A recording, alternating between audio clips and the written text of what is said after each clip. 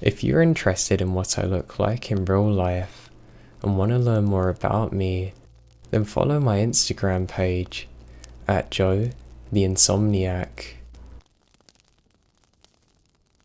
Last week, I was driving back home from my grandmother's birthday party. My family lives close enough to each other, but 5 hours away from me. So my plan had been to spend the night and leave the following day around lunch. But then, I get into a fight with my brother, the worst ever. My parents took his side, as always, and I decided to go ahead and go anyway.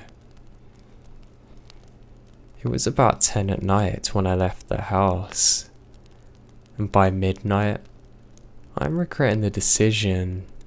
It's a long drive through the woods and I'm so tired. I'd have considered stopping by a motel, but there were very few bars between the long stretches of wooded roads, and I didn't think there was a single place to stay that entire journey.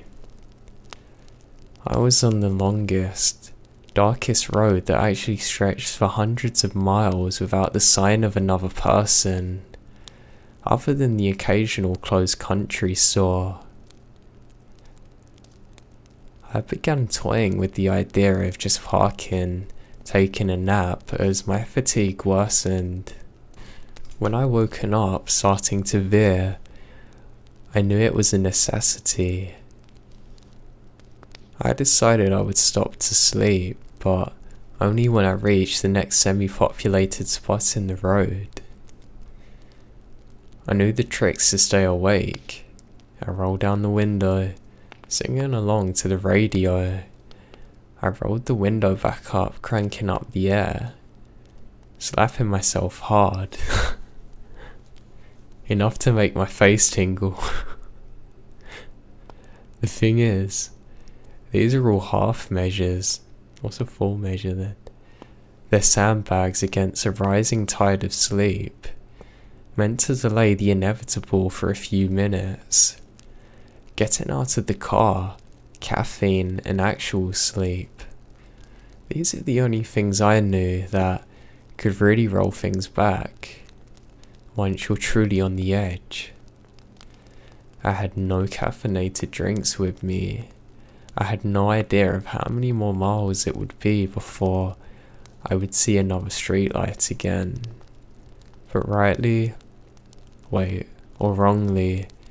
if I was going to sleep in my car, I wanted to at least have some suggestion of civilization around me.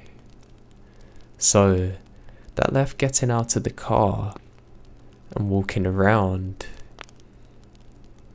I didn't love the idea of stopping at night on some dark and lonely country road, which seems a better option than risking a wreck when I finally fell asleep for a second too long. The part of the road I'm on was winding, having very thick trees around me that are ancient. It's nearly a full moon. The shadows of the branches are fierce. I drive on, looking for a straighter, brighter patch of road, but none come. And with each mile, I felt myself drifting deeper into a deep sleep. Muttering under my breath, I pull the car over on a semi-straight section of road that's maybe 100 feet long before it snakes off in new directions.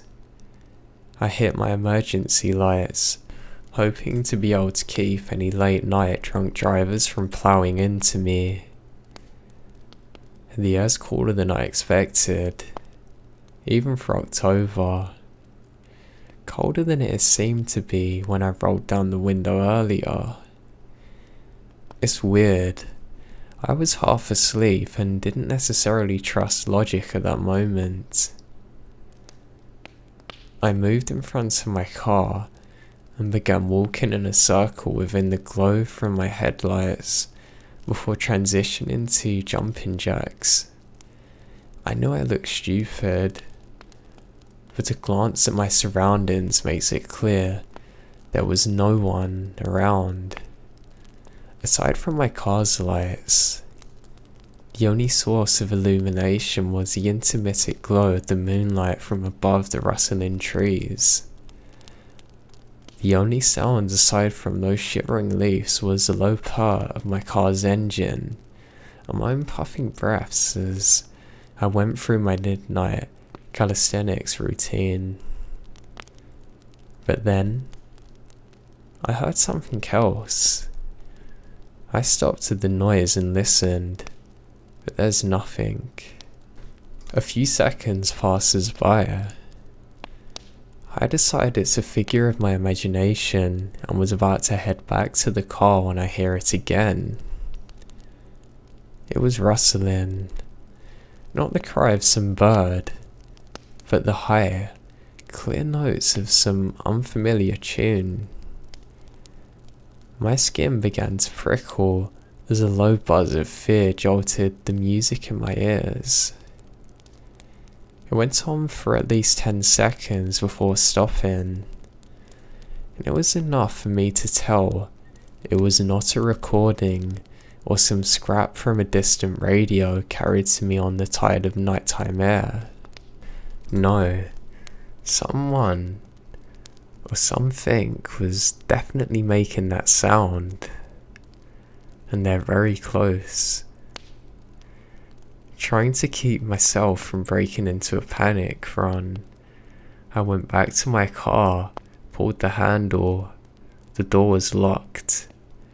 I had locked it as a precaution when I got out because I had imagined that someone was going to sneak in the back seat while I was outside with my back turned.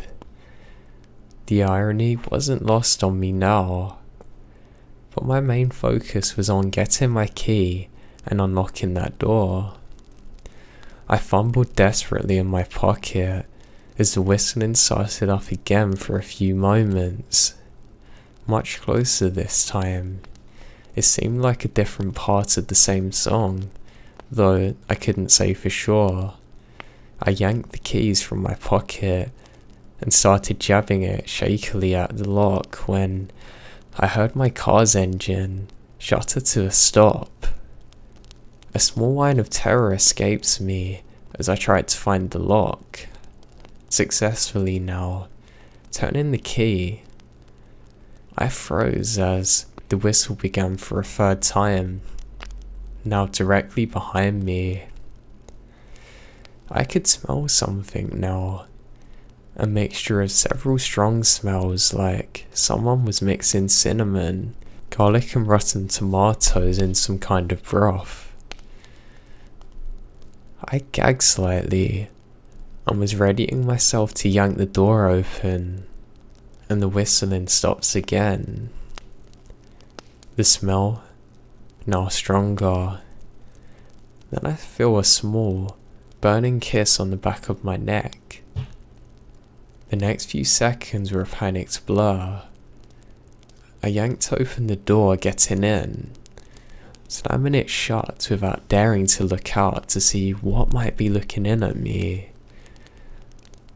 Locking the door with one hand, I cranked the car with the other. I almost cried with relief when it came back to life immediately.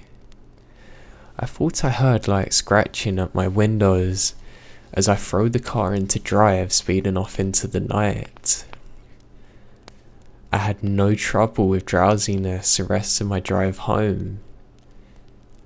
It wasn't until the next evening that I fell into an exhausted sleep. I had no explanation for what happened on the road. As the days have passed, I found myself questioning my rationalization of the situation as more of kind of walking in a dream or a false memory brought upon by my brief moments of sleep as I drove home that night. But then, last night, I woke up to a terrible smell in my room. It smelled of garlic and cinnamon and sulfur. I sit up in my bed, my eyes wide, my heart hammering as I stared into the dark. Then I hear it, the whistling coming from underneath my bed. I know sulphur's a sign of demons. I bolted, running to the next door in my underwear, hammering on my neighbour's door until they waverly agreed to call the cops. When they come in, there's no sign of anything, not even of a break-in. No trace anyone was there. And for the most part, they're correct. When I returned home in the early hours of the morning, I did my own search for signs that some person had been there. At first, I see nothing, but then I look more closely under my bed. There is a minuscule amount of dirt there. Strange greenish grey colour. Mixed in with the dirt was some dried skin, as though something was molten. Now I don't know if I'll ever have another chance to write this down, so I'm taking this time to do it immediately. I don't know what this was, or why it followed me home. I just pray it is all a figure of my imagination, and nothing truly evil or twisted like a demonic presence or something dark. It's haunted me to this day.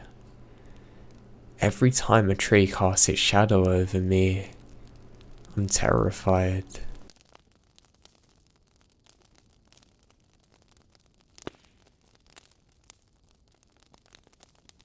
My name is John. When I was a kid, I lived in a little town in Michigan with a group of friends whom I saw on a nightly basis. Our summer days were packed with adventure, sports, and all-round fun. However, things in that town just weren't right sometimes. This is the story of a wooded area just behind my house, and what we found within them. My backyard was large, and behind us there was a relatively large wooded area.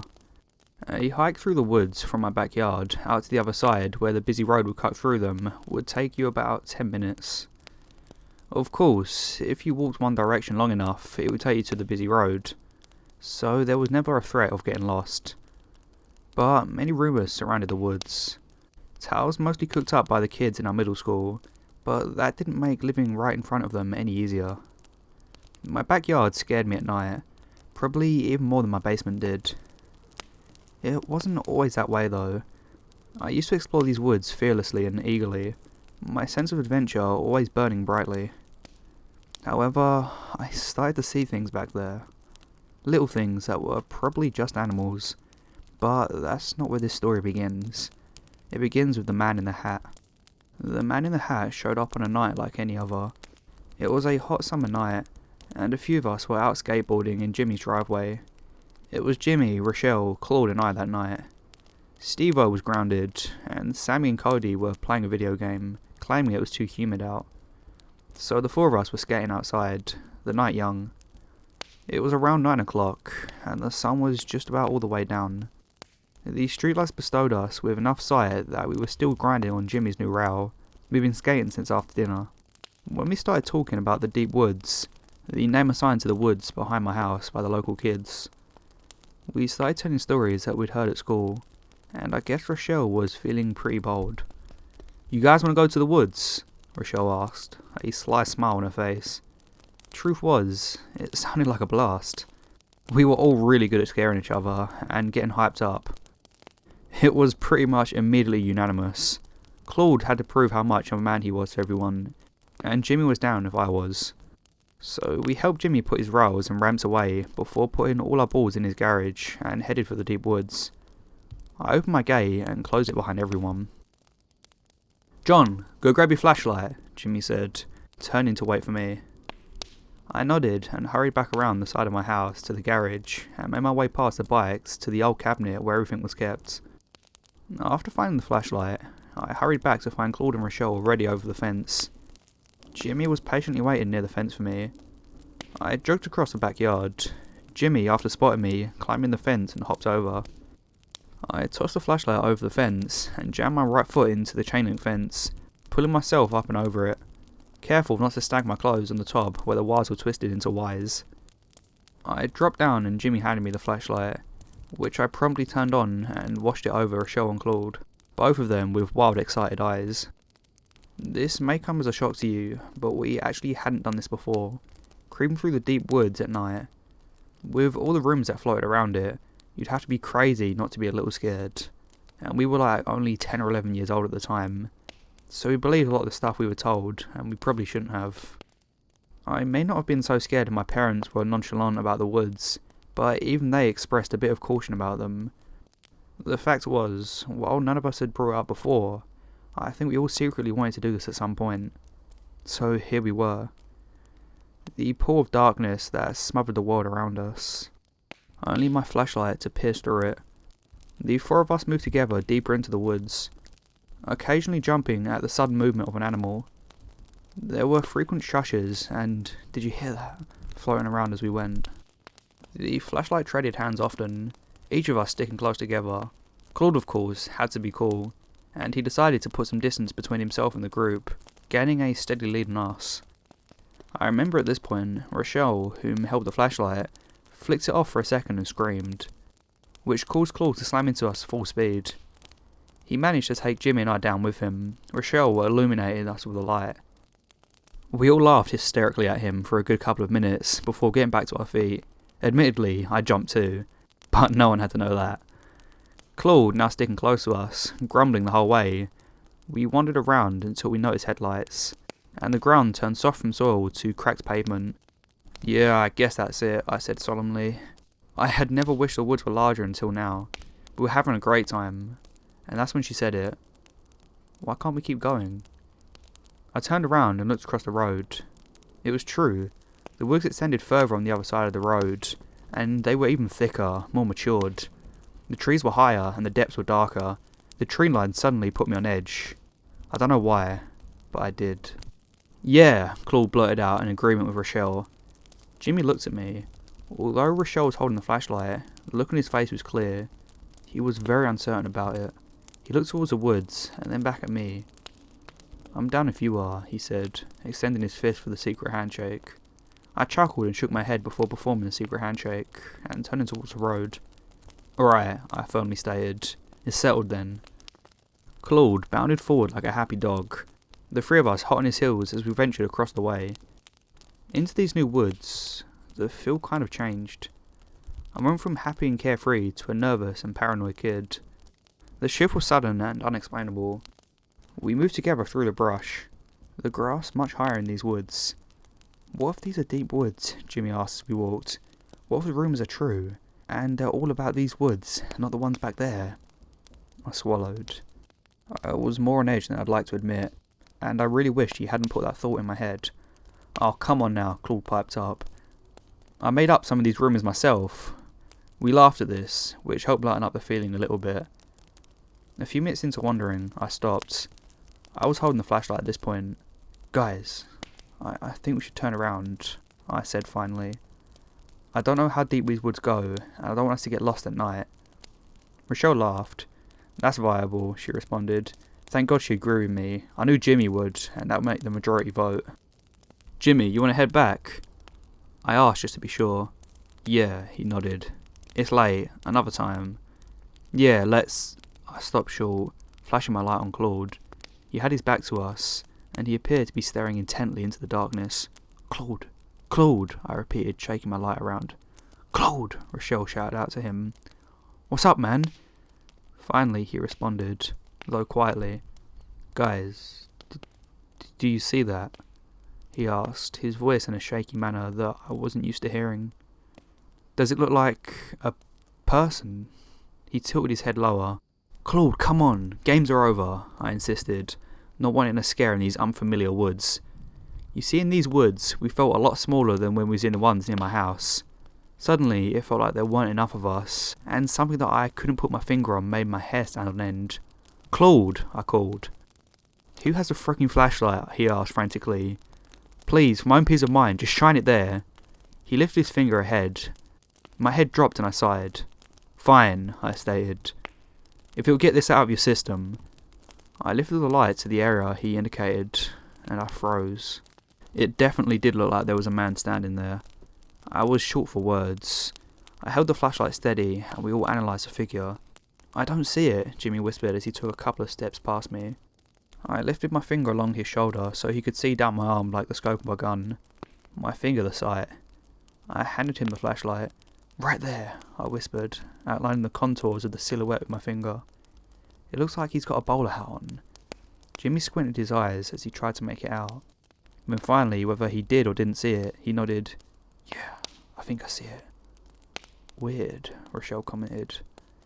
"You ever stare at something in the dark long enough that it appears to move a little bit? Like you think you see something long enough that it starts to shift around in place, moving more and more the longer you stay fixated on it. And in the morning it was just a coat. Well, has the thing you're fixated on ever shot from its position at breakneck speed and leaped away into the night? No? It had probably never happened to me either until that moment, when all hell broke loose. It moved faster than any man possibly could move, and put the fear of the devil in us. There was screaming, commotion, the flashlight bouncing around, panic, dread, and a sudden urge to escape from the woods no matter what the costs. I hit a couple of trees as I ran, but they didn't deter me. I heard my friend running behind me. But to me in that moment, it was that thing hot on my heels. I hit the pavement and nearly got run over by a car as I darted over the road, followed closely by the rest. I stopped at the tree line to turn around, just in time to see Claude trample over me for a second time tonight, followed by Jimmy and Rochelle, neither of them with my flashlight. We stopped at the tree line panicking and holding each other as we looked back across the road. "Jesus Christ, dude! Oh my god, what was that? Did you see how fast it moved? I dropped my flashlight, I'm sorry." So many things said at one time, all with Claude slewing obscenities all over the top of it. We hurried back to my house in the dark and huddled together. It was only a 10-minute walk, but it felt like it was hours. When we finally hit my fence, we hopped over it and ran back to the safety of the streetlights in front of Jimmy's house. We all sort of just stood there trying to make sense of what we saw, but nobody could arrive at any conclusions. But we had a bigger problem than that. We dropped my flashlight out there. It was an expensive light that my dad had expressively forbade me to use, though I did it all the time anyway. I would have to go back for it, but I never wanted to set foot out there again. I just decided that I would pretend I never touched the flashlight and act clueless about how it went missing. We sat on the curb for the remaining 20 minutes of our night, discussing what we saw before we had to go home. We all saw different things, but there was one thing we could all agree on. It was a man with a hat.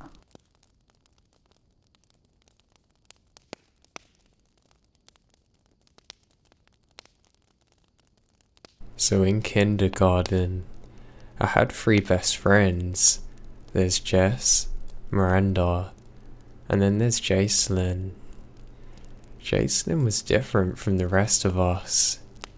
When she got angry, she had to be taken out of the class and brought to a special room, just for kids like her.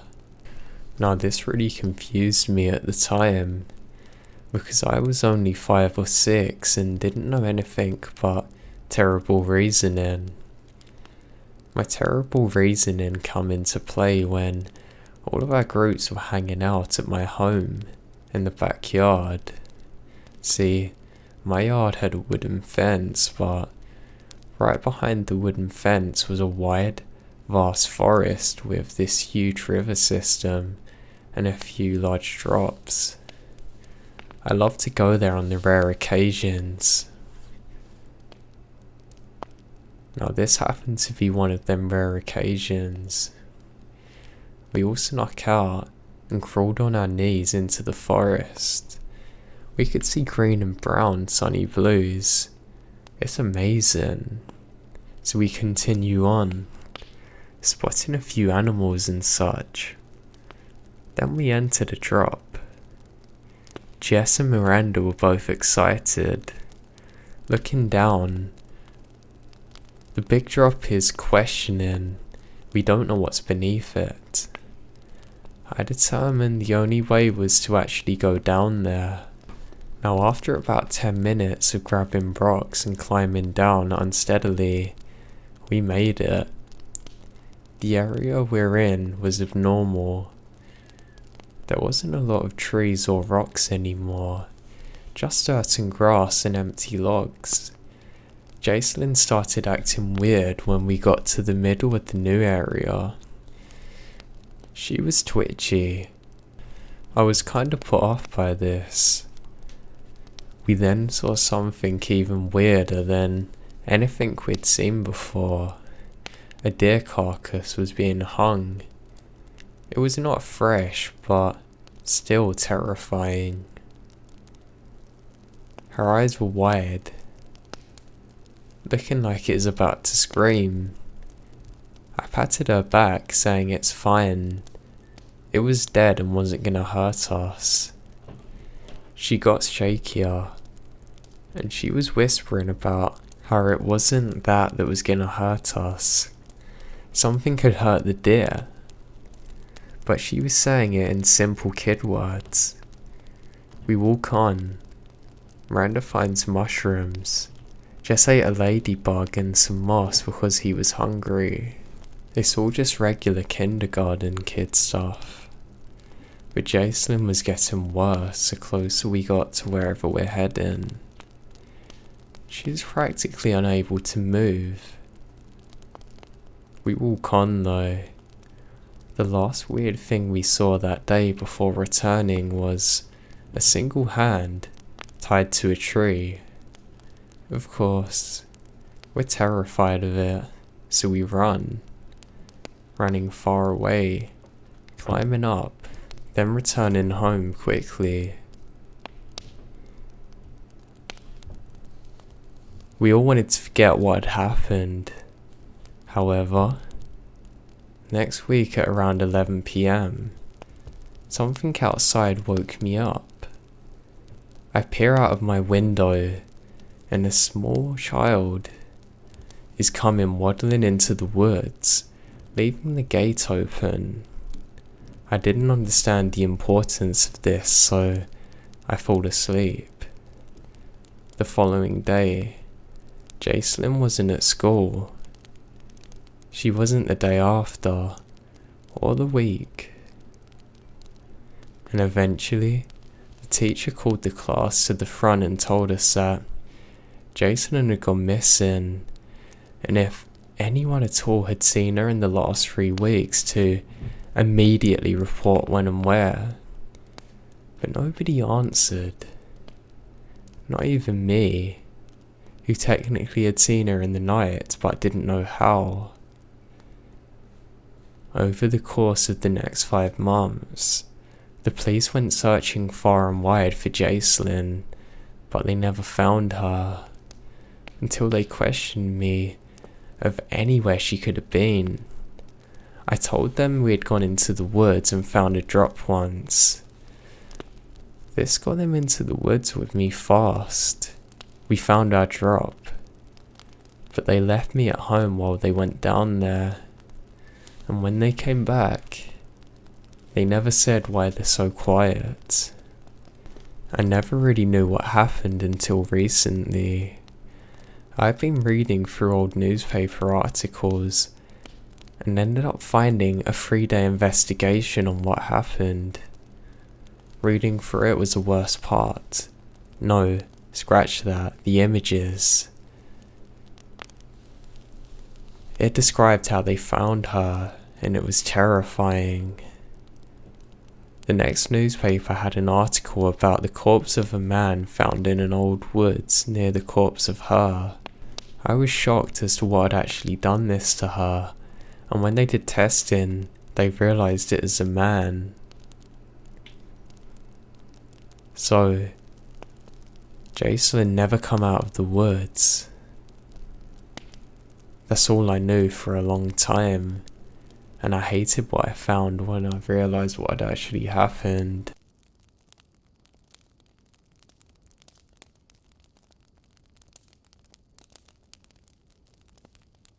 My name is Dino, and I live in a small town in Bosnia. I'm 14, and I've never experienced something like this ever before. One day, when I was little, probably about 5, my dad told me, "Son, never go hiking in the forest at night, or without me. You never know what's hiding in the woods. Obviously, I brushed that off, thinking that he just wanted me not to go far away from the house. I should have thought a bit more about what he said. A few weeks ago, my friends invited me to take a hike to the woods at night. They were named Mike, John and Nick. I remembered what my dad told me, but I couldn't refuse.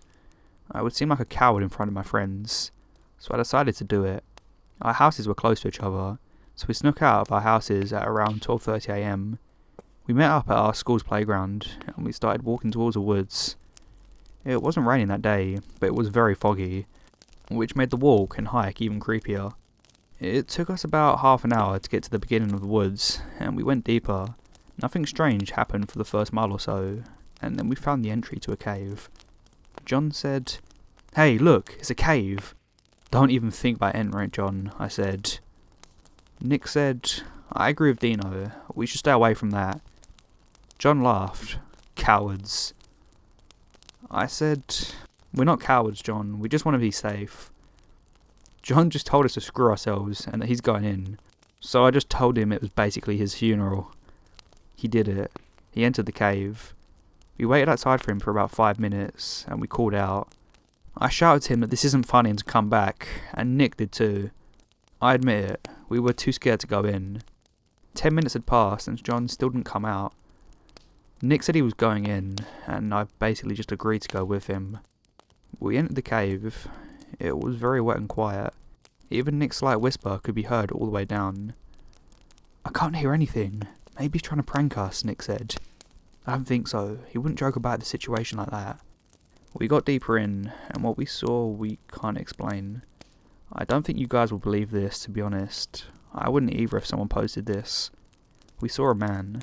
He had a black tux covered in blood, blue jeans, and long, dirty hair. He turned around, looking right at us. He looked very tall and skinny. Nick screamed, "What the hell?" The man slowly began walking towards us.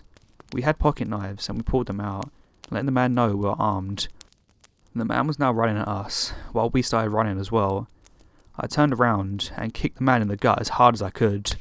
He fell to the ground and hit his head.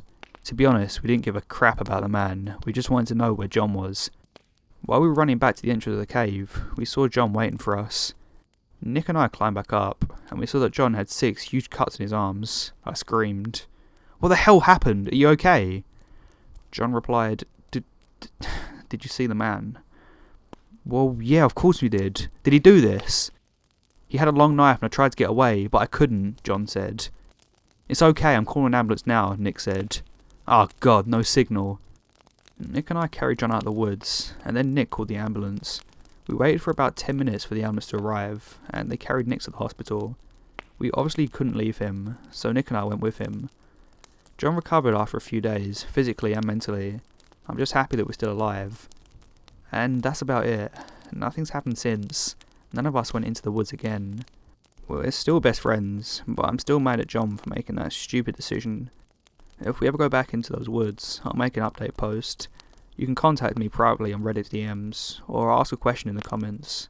I really just want to know what you guys think it was, and why that man was in there, and what he wanted to do to us.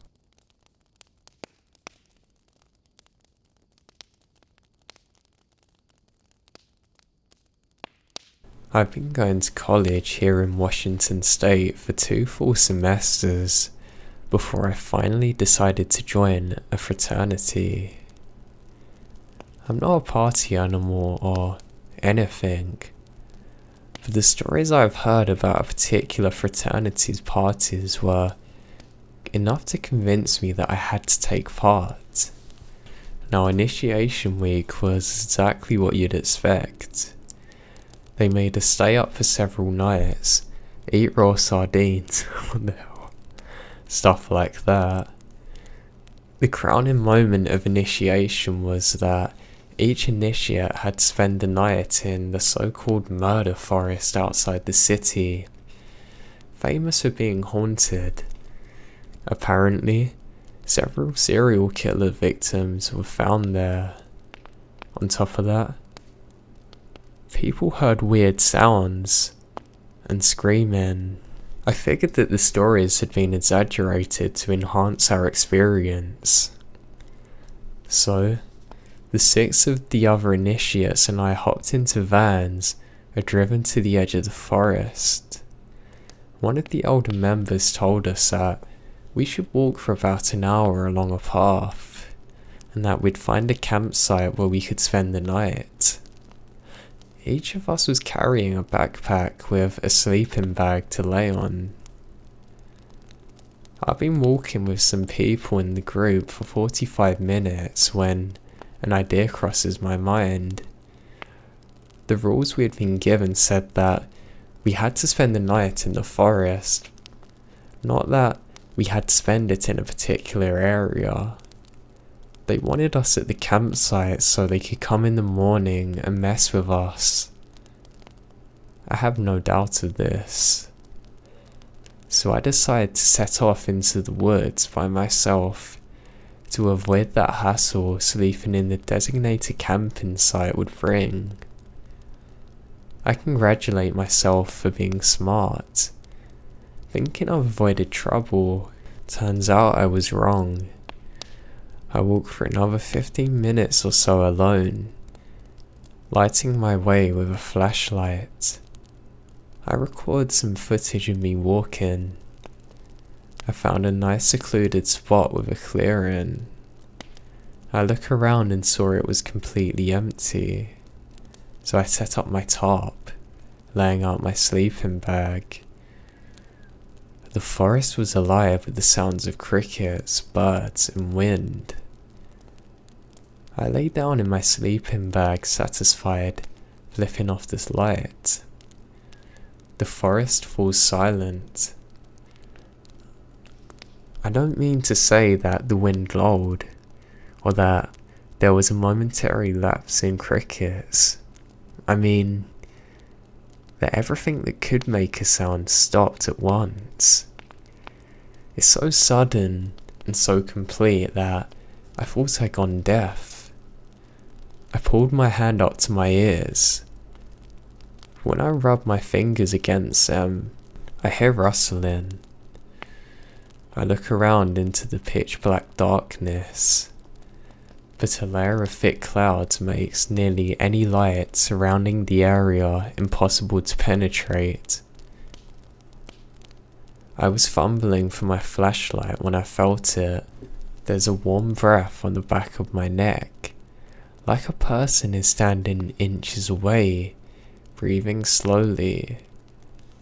It stood in stark contrast to the chilly early spring air I'd been adjusted to.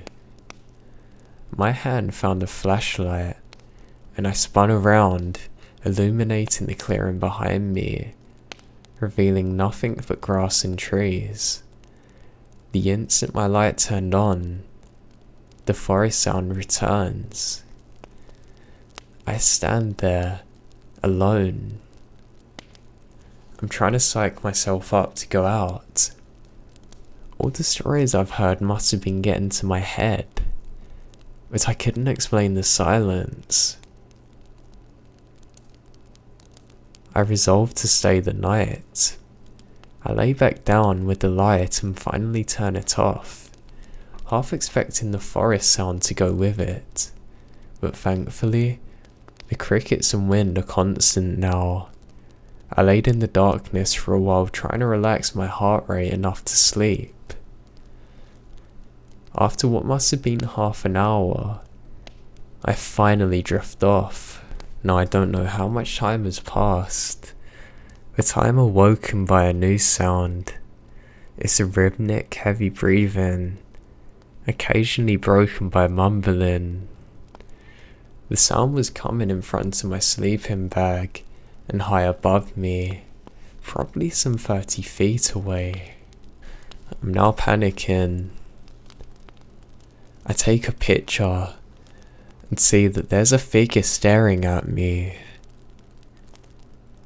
She had long hair covering her face, skin appearing torn. The image was flashed and burned into my mind. I kick out of my sleeping bag and bolt it in my bare feet. I can't hear commotion or any sounds behind me, but I don't stop running until I get back. I was terrified. I grilled the members of the fraternity after I get back, but they swore they had nothing to do with it. I had been right about them scaring other members, but they used air horns and guns with blanks to scare them. I guess it's impossible. But no, they could have been behind it. I can't see how they could have made the forest silent though, or breathed on the back of my neck with no one else around.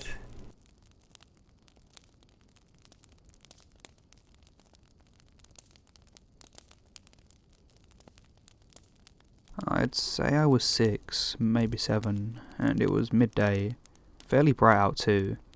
I was sitting on my uncle's lap. We were out and sitting on a lawn chair. Note that this is an extremely wooded area, crammed with trees. We sit, talking and just looking around and enjoying the weather.